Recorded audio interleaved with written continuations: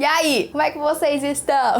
Tá, eu sempre faço uma pergunta pra mim mesma antes de gravar os vídeos, que é tipo, o que eu quero falar pra galera? Porque, né, eu fico catando a ideia dos outros, assim, às vezes não vai de coração, entendeu? Então, hoje eu tava com vontade de falar pra vocês sobre assuntos polêmicos, coisas polêmicas. Então, o que? Eu separei aqui 5 livros que tem assuntos polêmicos que me fizeram pensar, que me fizeram refletir, que me fizeram descobrir coisas um pouco, e sabe, assim, aquelas coisas daquele jeito lá, entendeu? E daí eu vou conversar com eles aqui com vocês. Porra, chuto me picou, provavelmente eu vou coçar isso aqui o vídeo inteiro, porque tá coçando.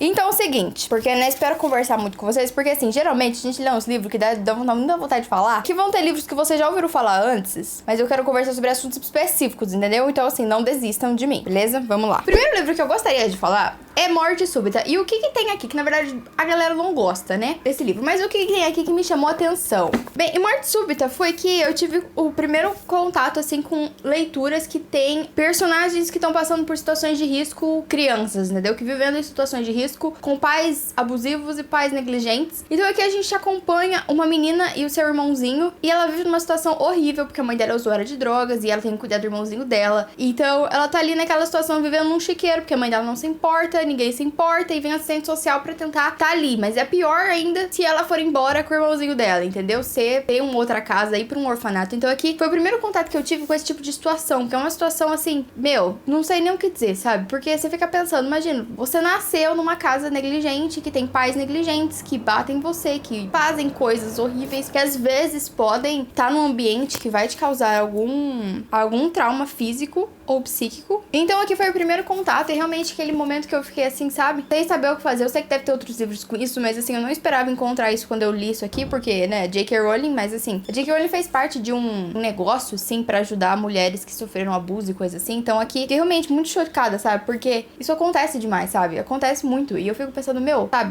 eu não sei nem o que dizer, sabe? É uma situação tão horrível. Eu acho que as pessoas que trabalham com isso são pessoas, assim, precisam ter um dom mesmo, porque não é qualquer um, não é qualquer pessoa que você vai lá entrar na casa que tem uma criança que tá vivendo situações horríveis. Tipo, ela é uma criança, ela não deveria estar sofrendo aquilo lá, porque tem adultos que são irresponsáveis. E se ela for embora dali, será que vai ser melhor pra ela? Será que ela não vai voltar ali? O que vai acontecer com essa criança? Um ser humano, pra ele crescer e se tornar um adulto normal, tipo, ele passa por um processo psíquico, assim, que, sabe, tem que ter... não é uma coisa tão simples assim, sabe, eu acho. Eu fico pensando, se tem gente, assim, que teve uma família normal, que teve uma criação normal e já é meio cagada da cabeça, imagine a galera que cresceu em situações absurdas, sabe? Eu fiquei muito chocado com isso. Às vezes não, às vezes a galera ainda fica de boa, assim, sabe? Não... Mas é foda, né, gente? Eu fiquei muito chocada com isso quando eu li, sabe? Eu fiquei bem chocadaça mesmo, mas vamos continuar. Obviamente que eu vou falar de Vozes de Chernobyl de novo, tá? Vocês me perdoam, mas é por um bom motivo. Você não sabe, Chernobyl era uma usina nuclear perto de Pripyat. Então, Pripyat era uma cidadezinha, tipo, bem pequenininha, sabe? Tinha, tipo, uma galera muito pequenininha. E daí, o que aconteceu? Eles foram fazer um teste numa das usinas e eles não fizeram muito direito, porque, assim, nessa época tava acontecendo a Guerra Fria. Então, a Ucrânia, que é onde fica Pripyat, tava sobre aquela coisa de União Soviética ainda, entendeu? Então, a galera lá queria provar pros capitalistas que eles eram ótimos, que era o socialismo melhor tipo de governo, e beleza, somos incríveis. Então, assim, eles começaram a construir um monte de usina nuclear rapidamente, sem prestar muita atenção na segurança, entendeu? Essa galera que tava aqui em Chernobyl, talvez eles não tinham preparo suficiente pra entender o que eles estavam fazendo. Então, eram pessoas simples que foram instruídas por um governo já meio, né, tentando provar ali, tentando fazer as coisas às pressas e tal. Então, o que aconteceu? Explodiu. E quando explodiu isso aqui, eles não tinham noção do tamanho do problema. Até então, ninguém nunca tinha tido um problema tão grande assim com radioatividade. Aconteceu das bombas nucleares, etc, só que nunca desse jeito. Porque isso aqui não foi uma coisa pensada, entendeu? Se você assistir um programa do Discovery Channel, que eu vou deixar ali na descrição, você vai ver o tamanho desse negócio. Se não tivessem indo muitas pessoas muito heróicas pra realmente entrar numa área com radioatividade enorme e depois morrerem, tipo, 5, 2, 6 meses, poderia acontecer uma explosão que, tipo, ia levar a Europa inteira pro saco, sabe? Um negócio desse tipo de nível. E a radioatividade aqui, ela não ficou concentrada, ela foi pro ar, então ela envolveu uma região muito grande. Tinha gente da França, tinha gente da Inglaterra que percebeu a radioatividade no ar, os cientistas lá e tal. E a galera aqui de Chernobyl, eles não tinham noção nenhuma de nada, entendeu? Então, assim, eles tinham uma noção de que aquilo era perigoso, mas não que tanto que era perigoso aquilo. morrendo. E as autoridades não falavam, porque eles tinham medo de histeria coletiva. Então a galera de Pripyat ficou ali do ladinho. E aqui tem uma história logo no início que me pegou assim, porra, eu vou contar pra vocês, que é o seguinte. Assim que teve uma explosão, eles chamaram os bombeiros da cidade de Pripyat. E esses bombeiros não tinham noção nenhuma do que era radioatividade. Hoje a gente tem por causa de Pripyat. Tanto é que realmente Chernobyl foi um stop na Guerra Fria e a galera pensou mais sobre armas, né? E não temos controle ainda, entendeu? Então, os bombeiros foram lá. Eles entraram na área de radioatividade. E esses bombeiros, em 24 horas, eles começaram a morrer. Não sei se vocês sabem como que morrem em radioatividade, mas é uma coisa horrível que o seu osso vira geleia, a sua pele desgruda da sua carne. Você começa a morrer de dentro pra fora, realmente, como se, sei lá, você estivesse transformando num troço e acabou. E tanto é que as pessoas não tratam mais você como pessoa, assim, sabe? Sabe que você vai morrer e não tem o que fazer, então deixa você meio ali pra organizar, sabe? Então é um negócio horrível, porque ninguém sabia aqui o que tava acontecendo. Depois que eles fizeram o trabalho deles ali, os bombeiros foram pra um hospital especializado, e nem esse hospital especializado tava sabendo o que ia acontecer. E tinha uma mulher de um desses bombeiros, e ela tava grávida. E ela amava muito esse marido dela, muito mesmo. Então esse marido dela foi internado, ele foi movido pra quarentena, porque ninguém pode chegar perto, porque ele tá assim com uma radioatividade enorme. E ele começou a morrer. Então você chega um ponto aqui no começo que você viu que, tipo assim,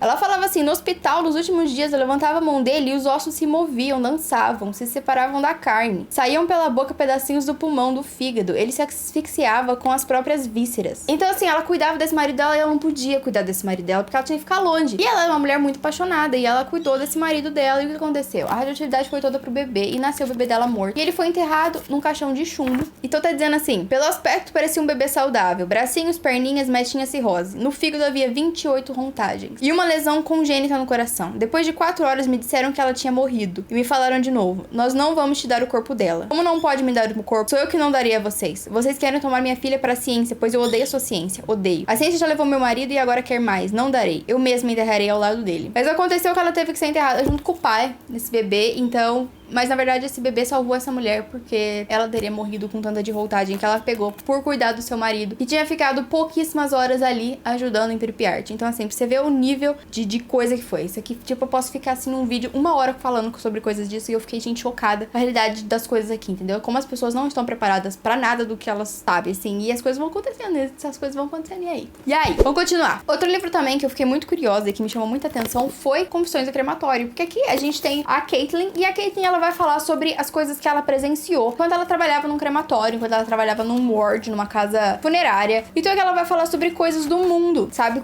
Sobre mortes do mundo e sobre como as pessoas lidam com a morte. Eu já fiz uma resenha sobre esse livro, então eu vou falar meio que brevemente, vou deixar ali se você tiver mais curiosidade pra você assistir. Bom, depois que eu li esse livro, eu comecei realmente a prestar atenção nos funerais, que funerais não é pro morto, né? É pros vivos. E assim, e não faz muito sentido, porque as nossas áreas funerárias é pra gente realmente se sentir bem e dar aquele adeus, porque a morte realmente é muito triste, né? Não tem como dizer. É triste, mas acontece porque é natural. Mas o jeito que a gente faz é meio de se pensar, porque não é o jeito que a gente faz em todo momento. Somos todo mundo humano, só que cada cultura tem o seu jeito de lidar com a morte. Então tem cultura aqui de uns índios, que morria a galera e eles comiam a pessoa, porque eles achavam que era assim que a pessoa ia achar o lugar dela lá, sabe? Uns negócios, sim, que você fica com nojo. E a nossa também é meio bizarra, se você for parar pra pensar, porque assim, a pessoa morre e antigamente a gente tinha muito contato com a morte. Então, assim, antigamente as pessoas morriam e a própria família meio que dava um jeito ali no corpo, etc. Hoje morre, manda pra funerária, a gente nem tem muita noção. Geralmente morre no hospital, porque a gente não tem mais o hábito de levar as pessoas pra casa pra morrerem em casa, elas morrem no hospital. Então o médico ali já dá baixa no corpo, né? Precisa do médico pra dar o aval ali pra ser preparado o corpo lá. E daí eles enchem de químico, tira todo o sangue, enche de químico pra não começar a feder. Então, assim, o corpo vai ficar ali, por exemplo, vamos pensar, umas 12 horas no funeral, 24 horas no máximo, tá socado de produto químico ali. Será que é um negócio que a gente realmente precisava? Tudo isso acontece porque a gente tem um problema de ver a morte. A gente não pode ver a morte, entendeu? A gente trata a morte como se ela não existisse, como ela não acontecesse, porque ela é triste, entendeu? Então, assim, aqui eu realmente comecei a pensar sobre, pra além da tristeza, que sempre vai ser triste, né? Não tem jeito, sabe? O que será que a gente poderia fazer pra não ser tão falso? É tudo muito falso, entendeu? A pessoa morre, você vai lá ver o morto, mas você não quer ver que ele parece morto, você quer ver que ele pareça vivo, entendeu? Você dá o seu último adeus. Mas será que, né? Às vezes nem é possível dar saúde uma deusa. Às vezes tem que ser caixão fechado, porque não há jeito de fazer aquela pessoa ficar parecendo viva. Muita gente ignora porque fala, quando eu morrer, vocês faz o que quiser com o meu corpo. Sim, beleza, cara, mas assim, eu acho que é uma coisa que a gente deveria conversar um pouco mais, sabe? Sobre mortes e sobre coisas desse gênero, sabe? Talvez a gente lidaria melhor com a morte, tá aí.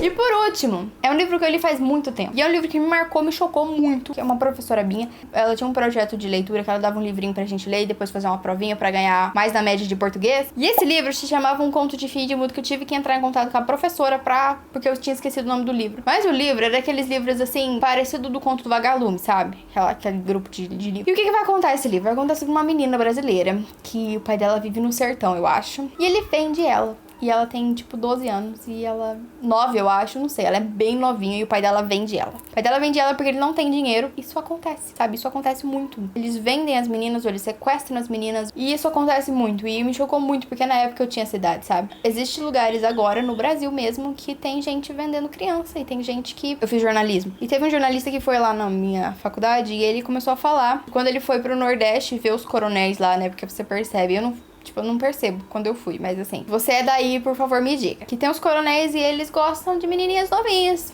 E essas menininhas novinhas vêm da onde? Tem gente que vem buscar ela aqui no sul. E daí, né, sabe, menininhas pobres, que é bonitinha e... Cara, isso mexeu muito comigo, cara. E daí entra de novo nesse negócio, tipo, de gente que, né, ou... Daí eu talvez nem tanto, talvez menina sequestrada mesmo, ou talvez, sabe, Deus, o que acontece? E eu fiquei muito chocada, gente, porque eu tinha 12 anos. Eu fico chocada até hoje com esse livro. E daí a menina, gente, essa menina desse livro, ela só se fode. Ela engravida, sabe? Meu, que merda, cara. Sei lá, são assuntos polêmicos, são assuntos, assim, fortes, assuntos, assim, que precisa de muito pra ser tratado, que não é uma coisa fácil, assim, que não é um negócio raso, é um negócio muito profundo, e que você tem que buscar mais assuntos possíveis, porque não é tão fácil, assim, de lidar, sabe? É difícil. Eu quero saber de vocês, você leu algum livro que teve algum assunto polêmico que você gostou de ler? Escreve aí nos comentários, pelo amor de Deus, porque eu adoro livros de assuntos polêmicos, eu adoro conversar sobre eles. Se você já leu algum desses que eu falei, vamos bater um papo ali nos comentários, por favor, tá? Então é isso, gente. Muito obrigada por ter assistido esse vídeo. Se você gostou dele, deixa o seu joinha. Se você não é inscrito nesse canal, se inscreva aqui pra receber as notificações dos próximos vídeos. Tem um sininho aqui embaixo que vai avisar quando eu lançar um vídeo novo. Se você quiser, também tá ali, de boa. Então, muito obrigada, gente. Beijão pra vocês e até o vídeo que vem.